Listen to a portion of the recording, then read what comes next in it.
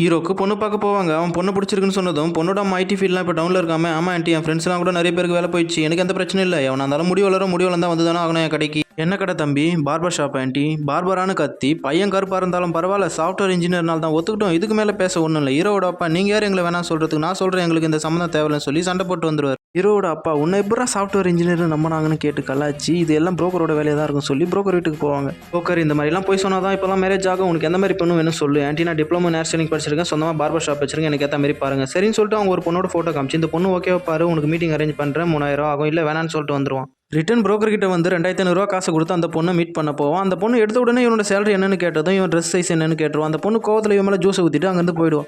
அங்கேருந்து வந்து நைட் அவன் கேங் கூட பார்ட்டி பண்ணிவிட்டு அவன் கேங்கில் ஒருத்தன் அண்ணன் நீங்கள் டிக்டாக் இன்ஸ்டாகிராம் இந்த மாதிரி ட்ரை பண்ணுங்க. சரின்னு சொல்லிட்டு இவனும் இன்ஸ்டாகிராம் மேட்ரிமோனி சொல்லிட்டு எல்லா ஆப்லையும் பொண்ணு தேட ஆரம்பிச்சிருவான். மேட்ரிமோனி ப்ரொஃபைல் பார்த்து ஒரு பொண்ணு இவனை மீட் பண்ண வர சொல்லுவா. இவங்க போனது எங்கள் அம்மா தான் ப்ரொஃபைல் ஹேண்டில் பண்ணுறாங்க, அவங்க தான் ஃபோர்ஸ் பண்ணி உங்களை மீட் பண்ண சொன்னாங்க, எனக்கு இதில் இன்ட்ரெஸ்ட் இல்லை, நீங்களும் எதனா காரணம் காட்டி என்னை ரிஜெக்ட் பண்ணிடுங்க சொல்லிட்டு போயிடுவான்.